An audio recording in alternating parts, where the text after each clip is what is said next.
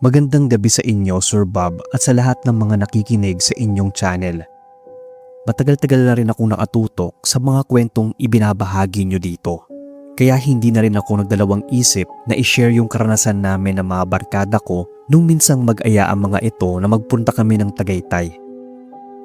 Ako nga pala si Jess, 28 years old, at nangyari ang aming karanasan mga 3 buwan na rin ang nakakaraan.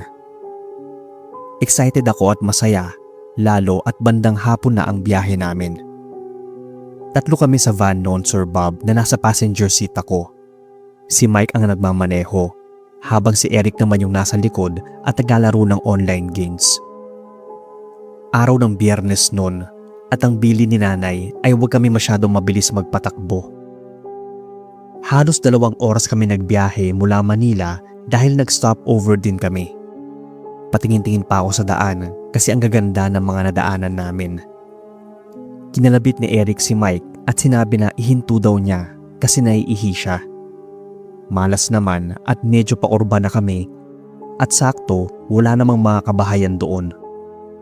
Ang sabi ko dito, ihintayin na lang na may madaanan kaming gasolinahan at least doon ay may ilaw at matao. Hindi gaya doon sa mapuno at walang taong madadaanan.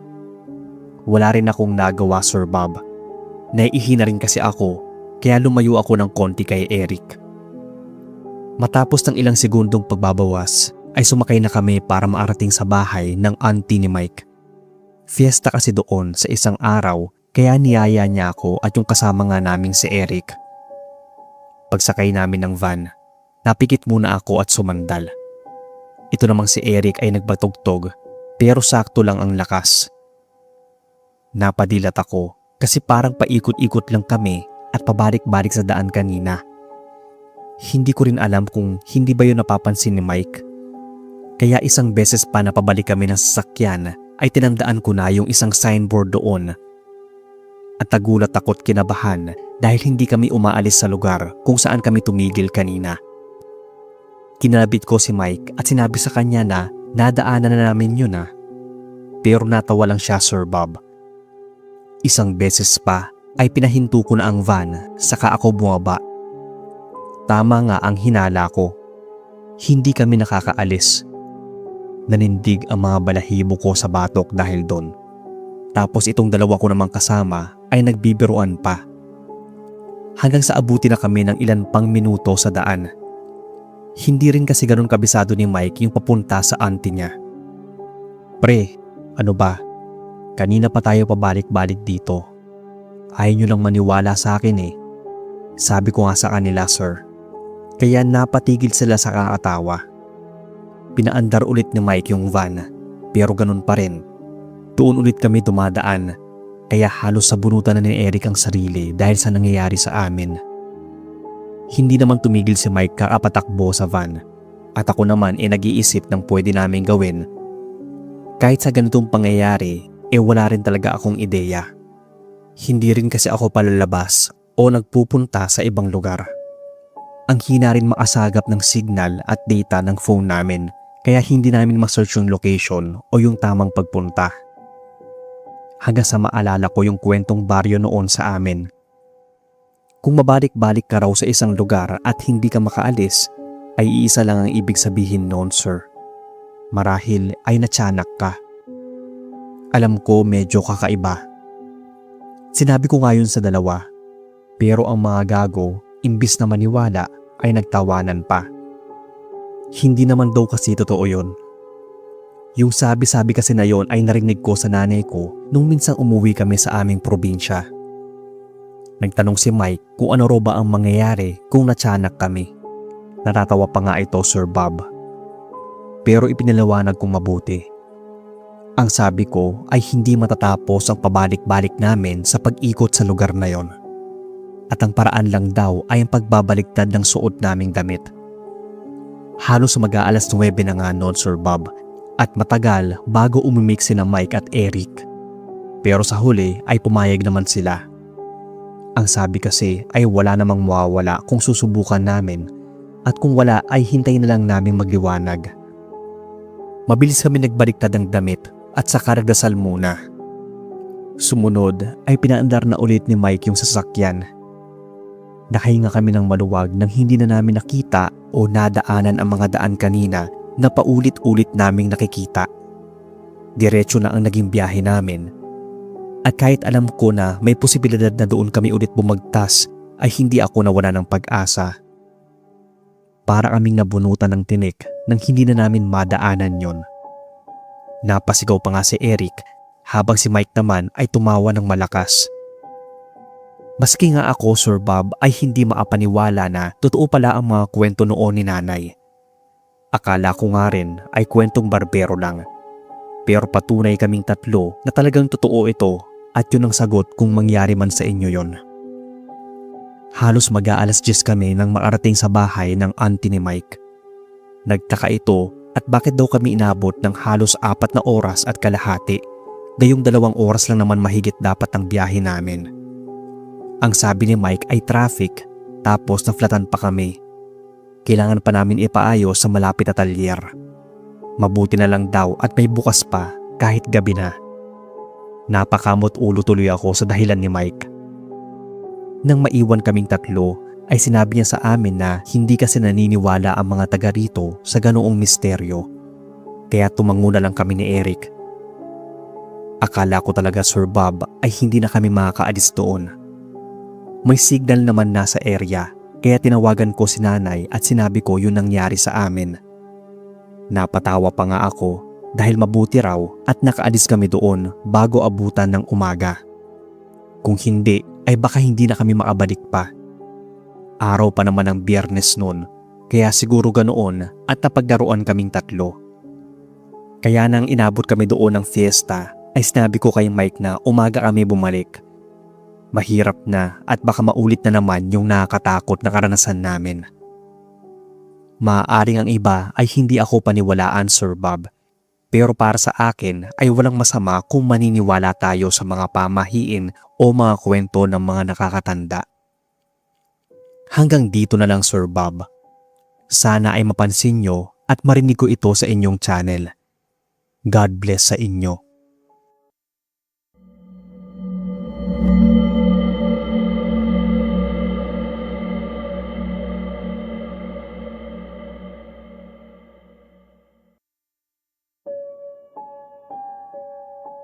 Kumusta, Sir Bob, at sa mga nakikinig?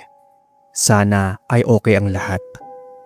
Ang dami kong napainggang kwentong kababalaghan sa inyo, kaya pinag-isipan ko kung ibabahagi ko rin ba itong nakakakilabot na karanasan namin ng aking mga tropa noon nung minsang mag-hiking kami sa Tagaytay para magpunta sa kilalang bundok na Mount Batulaw.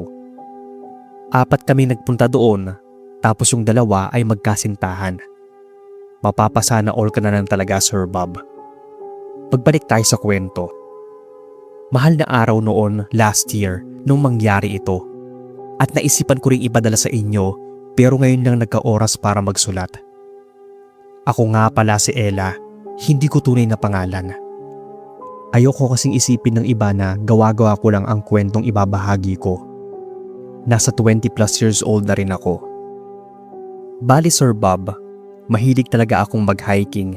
At exciting para sa akin yung matataas na lugar at malalayo rin para sa experience. Mula sa dulong Cavite papuntang Tagaytay ay malayo rin. Kotse ko ang ginamit na sinakyan namin. Katabi ko si Glenn, yung gay kong friend. Tapos yung 2 magjowa sa backseat. Nakakairita nga kasi ang sweet nila, kaya nagpatugtog ako. Nagreklamo pa nga sila na ang ingay ko raw at basag trip sa sweetness nila.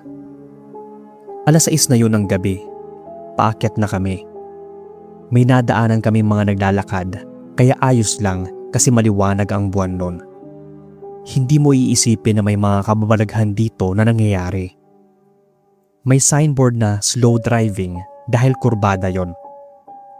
Malayo pa lang kami ay may nailawan na akong parang naabuti doon sa may bandang gilid ng kalsada.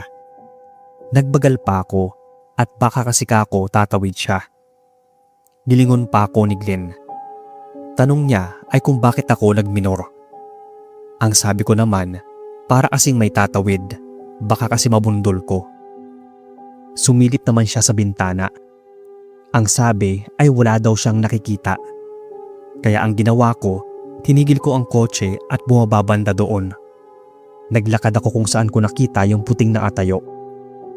Basta lang ako kinilabutan kahit na wala namang dahilan. May isang sasakyan na paparating kaya gumilid ako. Sumunod pala sina Glenn at si Anika tapos yung boyfriend nito. Tumigil yung kotse at may bumabang isang lalaki at sumilip. Ano raw ang ginagawa namin doon? Napatanong tuloy ako kung bakit, Sir Bob. Pero tumingin lang ito sa atabi niyang babae. Umalis raw kami doon, segunda naman ng babae. Tapos noon ay umalis na rin sila. Medyo naguluhan ako. Hinila ako ni Glenn at nakita kong pabalik na ang dalawang magjowa doon sa kotse ko. Napapaisip tuloy ako kung ano ba yung nakita ko o guni-guni ko lang ba talaga. Pagsakay ko ng kotse, pinaandar ko na ang makina. Nung una ay ayaw pa nitong umandar, pero gumana naman na bandang huli. Papalapit na kami sa isang kilalang puno dito sa Tagaytay at halos may isang oras na rin kaming umaandar. Malayo pa lang ay makikita mo na yung malaking puno. Madilim, mataas at maraming sanga. Medyo creepy nga, Sir Bob. Kahit na ilang metro pa lang ay di mo maikakaila na nakakatakot yon. May ilang ilaw kasi na nakatapat doon. Naroon na naman yung babaeng nakita ko, kaya parang imposible naman na ang bilis niyang maglakad. Ibig sabihin, nauna pa siya sa kotse ko? Bali hindi rin kasi aware yung mga kasama ko na bukas ang third eye ko. Kahit ako hindi natutuwa dahil ayokong nakakakita ng ganon. Gaya na lang ng babaeng nakatayo malapit sa puno ng balete. Doon ko naalala na ito pala ang puno ng balete na sinasabi na may nagpapakita. Pero hindi ako naniniwala dahil hindi ko pa naman nararanasan nun. Ang sabi ko sa mga kasama ko, kung nakikita rin ba nila yung babaeng nakaputi at mahaba ang buhok sa gilid ng malaking puno ng balete. Sabi ni Glenn ay wala naman daw. Kaya tumingin ako dito. Taas kilay pa nga siya. Ganon din si Anika. Wala daw silang nakikita. Pero nang malapit na kami sa mismong balete ay nagsitaasan ang mga balahibo ko sa batok at kinilabutan dahil bigla na lang nawala doon yung babae. Hanggang sa kalabitin ako ni Glenn ng biglaan kaya napatingin ako sa kanya. Namumutla na siya at may tinuturo sa gitna ng daan. Pag-focus ko ay naroon nga yung babaeng nakaputi at isang dangkal ang taas niya sa lupa. Ibig sabihin, nakalutang. Naataklob ang buhok nito sa mukha niya kaya hindi ko maaninag. Napasigaw na nga yung dalawa sa backseat, ganun na rin si Glenn. Kaya natakot na rin ako at sa kalituhan, Sir Bob, napasigaw rin ako sabay paandar ng kotse. Mabilis ko yung pinaharurot kahit na hindi ko alam na baka maaksidente kami dala ng takot at gulat. Nagwawala pa nga si Glenn at nagtatanong kung totoo raw ba yon. Si Anika naman ay napapaiyak na. Ako, Sir Bob, no choice kundi pagpatuloy sa pagmamaneho at nabibigla pa rin. Matapos ng ilang minuto ay tinigil ko ang sasakyan sa may isang convenience store dahil matao doon at maliwanag pa. Pinagpapawisan pa rin ang mga kamay ko sa takot kahit malakas ang aircon sa kotse. Mga alas 8 na siguro ng gabi yon. Kaya nang may makita kaming malapit na hotel ay doon na muna kami tumuloy. Nagbago na rin yung isip ko na mag-hiking at maghihintay na lang kinabukasan tsaka kami babalik ng Maynila. Sa totoo lang, nung nakita kong takot na takot si Glenn, kahit alam namin na totoong nag-i-exist ang mga multo ay iba pa rin talaga kapag makita mo ito ng malapitan. Buong magdamag akong gising nung gabing yon. Hindi ko alam kung bakit nagpakita sa amin yung babae sa balete. Pero kinabukasan lang ay nabalitaan namin na marami daw ang nasaktan na nag-hiking sa pupuntahan namin dahil sa biglaang pagkalambot daw ng lupa. Nabuo sa isipan namin na baka babala ang hatid ng babaeng yon kaya ito nagpakita sa amin. Maaaring nakabuti o pwede ring nakasama dahil sa takot namin nung gabing yon. Pwede rin kasi kaming maaksidente dahil sa biglaan niyang pagsulpot. Maaga rin kaming umalis. Dahan-dahan pa yung pagmamaneho ko habang papalapit sa malaking puno ng balete. Pumikit pa nga si Glenn habang yung dalawa naman sa likod ay magkayakap pa. Kabuisit ang OA. Bumusina ako ng malakas nang tumapat kami doon at nang maalampas kami ay tuloy-tuloy na ang pagmamaneho saka ang pagdarasal bilang pasasalamat. Kapag talagang gusto kong pakitaan ng mga multo ay wala kang pakas. Kaya sana Sir Bob ay pumasa ang storya kong nakakakilabot para sa aming naka-experience. Yun lang Sir Bob at maraming salamat. More power sa inyo.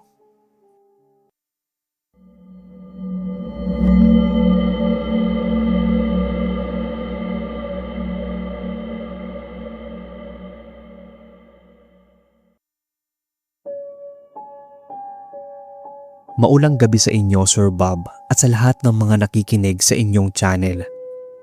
Tawagin mo na lang akong Candy. Sa maniwala man kayo o sa hindi, yung mga horror stories nyo ay ginagawa ko rin pampatulog. Weird para sa iba, pero sa akin ay hindi. Gusto ko lang sanang i-share yung naging karanasan namin ng mga pinsan ko nung minsang maligaw kami papuntang Tagaytay. Yung mga pinsan ko kasi ayaw ipagsabi yung nangyari sa amin doon. Nakakakilabot na nakakatroma talaga. Kung sa iba ito mangyari ay baka mabaliw na. Noong una, hindi talaga kami naniniwala sa mga aswang Sir Bob. Pero napatunayan ko yung mga sinasabi ng matatanda noon. 2 years ago nang mangyari ito sa amin. Balak naming magbakasyon sa Tagaytay dahil nag-ipon talaga kaming 6. Tinano at pinag-usapan namin yon at tinupad din namin lahat. Kaso, yung masayang lakad namin ay nauwi sa katatakutan at kilabot. Nagpaalam kami sa mga magulang namin at ang sabi nila sa susunod na lang daw kapag may makakasama na kaming matanda. Bali halos magkakaedad kaming 6. Si Kuya Sunny ang pinakamatanda, hindi niya tunay na pangalan. Ako naman, 22 anyos lang nun. Sakay kami ng van ni na Kuya Sunny. Ako, sina Gwen, Lisa, Ami, Allen at si Kuya Sunny nga ang driver namin nung panahon na yon. Ang saya nga namin sa biyahe. Nagkakantahan pa habang kumakain ng bao namin chichirya. Lampas 5 PM na nun. Huminto kami sa pinakamalapit na gasolinahan para magkarga. Ang sabi ko kay Kuya Sunny, ako na lang sa passenger seat. Pumayag naman siya at si Allen. Full tank ang van, kaya lumakad kami madilim na rin. Habang tinatahak namin ang daan, ay sumasabay na rin ang pagdilim nun. Nagbiro pa nga ako sa mga kasama ko na kung makakita kami ng aswang sa daan, anong gagawin nila? Nagtawanan pa ang lahat Sir Bob. Hindi rin kasi sila naniniwala sa ganon. Umiiling pa si Allen habang si Gwen naman kunwari ay nananakot pa. Binabagtas namin ang kahabaan ng Tagaytay Road nang bilang nawala ng signal yung Waze namin.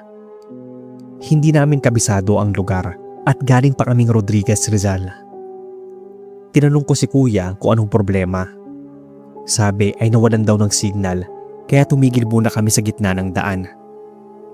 Doon ko napagmasdan na walang kabahayan at halos kami lang yung sasakyan. Pinatay ni Kuya Sunny ang ilaw ng van kaya ang dilim ng paligid. Ang sabi ko naman na sana hayaan na lang niya na asindi yung ilaw. Kaya bumalik ito sa van at binuksan.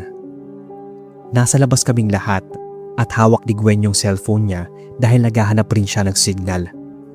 Parehong walang signal yung Globe at Smart.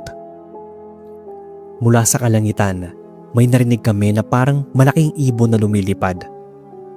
Patagal ng patagal ay parang palapit din ng palapit yung pagaspas niya. Tumingala ako sa taas. Napaatras ako kasi hindi pala ibon yung paparating. Sobrang laki niya Sir Bob. Malaki ang pakpak at matulis yung mga kamay. Hindi ko nga alam kung malaking paniki ba to o ano. Basta, ang pangit nito. Kaya ako napasigaw sa tinuro sa mga asama ko kung ano yon. Habang patuloy pa rin si Gwen sa kakahanap ng signal na napapalayo na nga siya. Ang sigaw ko, may aswang. Napatakbo kami papasok ng van. Tinawag namin si Gwen para makapasok sa loob ng sasakyan habang medyo malayo pa yung nilalang. Napatali ito kaya muntik na siyang makuha ng lumilipad na yon. Hindi na namin naisara ang pinto dahil nahawakan ng aswang yung buhok ni Gwen na napalayo kasi nung una kakahanap ng signal. Sigaw ako ng sigaw at hindi ko alam kung paano kami makatakas dun sa aswang. Mabuti at nakuha ni Lisa yung spray net at inispray dun sa lumilipad na aswang. Kaya naman nabitawan ito yung buhok ni Gwen. Napalakas nga yung iyak ng pinsan ko at halos mangandog sa takot. Napasigaw ulit kami dahil kinakalampag nito ang bubong ng van. Ang sabi ko kay kuya ay umalis na kami sa lugar na yon. Umuuga na yung van na para bang pinipilit alisin ng nilalang ang bubong ng sakay namin. Mabilis pinatakbo ni Kuya Sunny ang van at tinig pa rin namin yung pagaspas ng malaking pakpak ng aswang. Sabi ni Allen, baka daw manananggal yun. At totoo nga. Napadyos ko po ako, Sir Bob. Totoo nga pala ang aswang. At sa dami ng tao sa mundo, kami pa ang minalas na nakainkwentro ito. Muntik pa nga nitong matangay si Gwen. Nagkaroon siya ng galos malapit sa liig. Para kaming nabunutan ng tinik lahat nang maarating kami sa lugar na maliwanag at marami ng kabahayan. Nagkaroon na ulit ng signal at data at gumana na yung Waze. Huminto kami sa isang bukas na tindahan. May dalawang babae na medyo may edad na. Bibili sana kami ng bulak at alkohol para kay Gwen. Nagulat pa nga nang naabutan namin doon dahil sa itsura ko na para ba may humahabol, which was totoo naman. Nawala lang ito nang maarating kami dahil sa maraming ilaw at kabahayan. Ang sabi pa nga ng isang matanda, gabi na at bakit naggagala pa kami? Delikado na raw kapag ganoong oras. Yun nga ang bungad nila sa akin. Napakwento tuloy ako sa kanila nang nakainkwentro naming aswang habang nasa biyahe. Napa-sign of the cross pa yung isang matanda dahil mukhang manananggal daw yung umatake sa amin. Sa sinabi nitong itsura ng manananggal ay yun na yun nga yung nakita namin. Kaya ang sabi ng matanda, mabuti raw at nakaalis kami agad. Nagpasalamat ako sa mga to bago ko sila iwan at bumalik sa van. Naiiyak pa rin si Gwen at si Lisa naman ay tulala. Napagkasundoan namin na wag nang sabihin sa mga magulang namin ang nangyari dahil tiyak na pagagalitan kami ng mga ito. Sinabihan kasi nila na wag na kaming tutuloy pero mapilit kami. Yung kasiyahan naming magpipinsan ay napalitan ng takot at iyakan dahil doon. Natroma nga. At yung isang linggo na usapan namin sa Tagaytay ay nabago at naging 2 araw na lang. Takot na takot talaga ako noon, Sir Bob, dahil ganun pala ang itsura ng manananggal. Pangit at malaki na parang ibon, pero kalahati nito ay tao. Nung naka 2 araw kami, ay pinalipas namin ang gabi para umaga kami magbiyahe. Ayaw na naming maulit yon at baka mamatay na kami ng sabay-sabay. Ito lang ang kwento ko at ang mga pinsan ko, Sir Bob. Sana ay mabasa nyo to at ma-narrate sa inyong channel. Aabangan namin at sabay-sabay naming pakikinggan.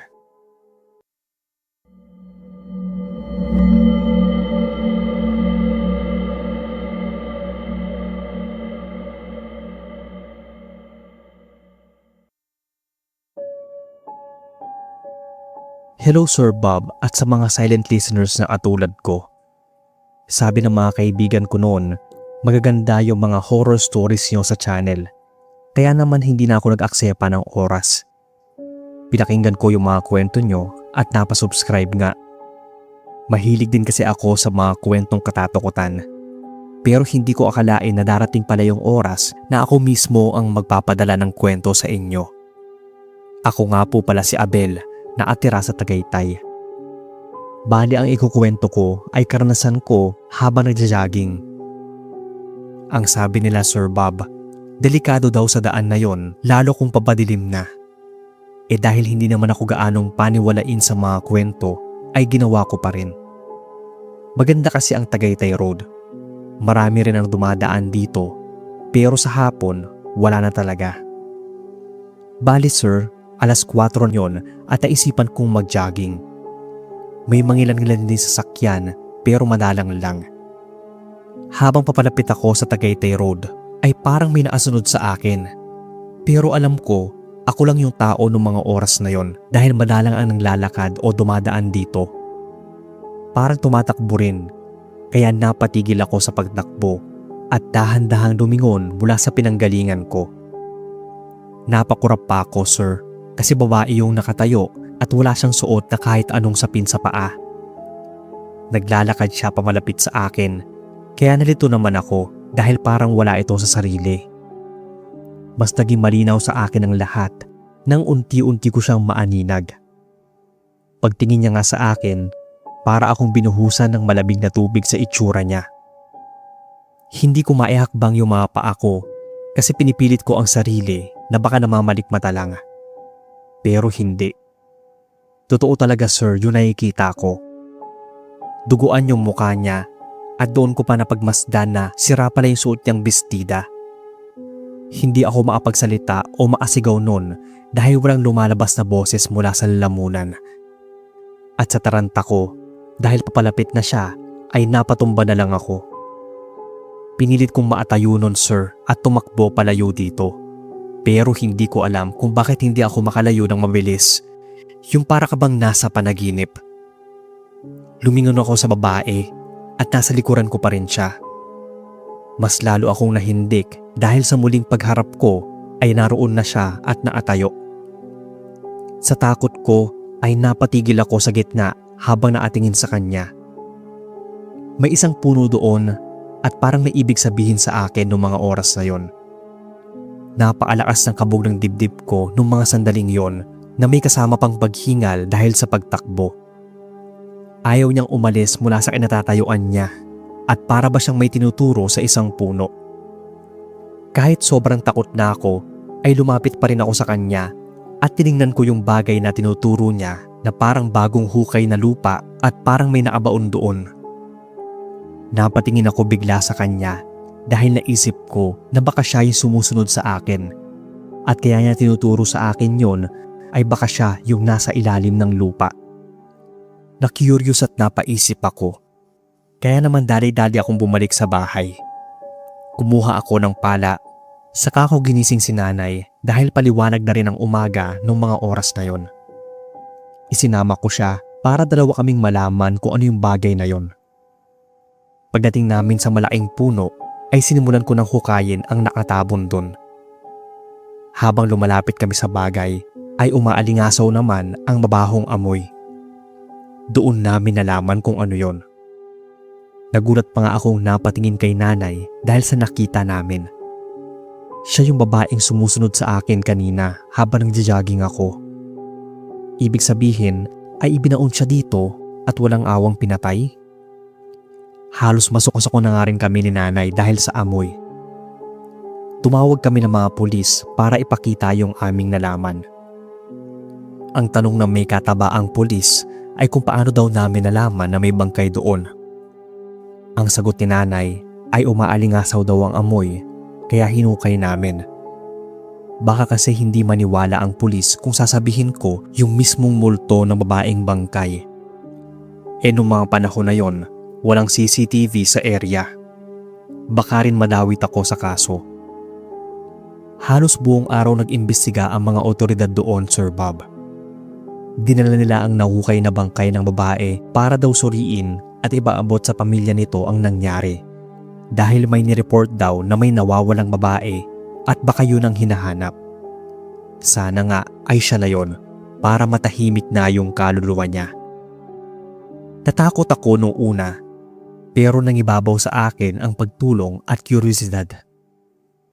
Bago kami umalis doon, Sir Bob, sa isang iglap ay parang nakita kong muli yung babae. Ewan ko, hindi ako natakot sa tinuran niya. Siguro nga ayun ang gusto niya, yung mahanap ang katawan niya at sana ay mabigyan ng hustisya. Sa isip ko nga ay kawawa naman ang sinapit nun. Malamang ay ginahasa ito bago pinatay at doon inilibing. Sana nga ay mahuli at mapanagot ang gumawa nun sa kanya. Wala na akong naging balita tungkol sa kaso na yon. Mula nang makainkwentro ako ng ganoon ay hindi na ako nag-jogging pa ng alanganing oras. Hindi lang sa takot pero para makaiwas na rin sa disgrasya. Kaya siguro madalang lang ang dumadaan sa lugar na yon kapag ganoong oras sa takot na baka sapitin nila yung nakita ko. Pero naatulong naman ako sa nangyari. Maliwanag na yung paligid kung magja-jogging man ako, sir. Hindi na ako lumalabas ng madaling araw. Unang beses ko yun maranasan at hindi ko yun makakalimutan kahit sa pagtanda ko. Kapag may nakakasama akong runners sa marathon, kinukwento ko yung na-experience ko. Kinikilabutan sila.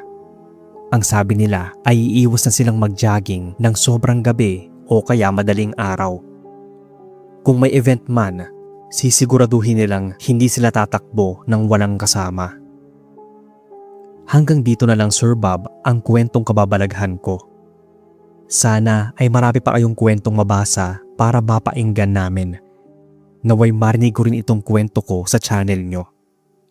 Habang nga sinusulat ko to ay kinikilabutan pa rin ako kasi naaalala ko yung nangyaring yon, Sir Bob. Nakakatakot naman kasi talaga dahil bukod sa multo ay nakita ko pa ang bangkay nito. Maraming salamat at mag-iingat ang lahat.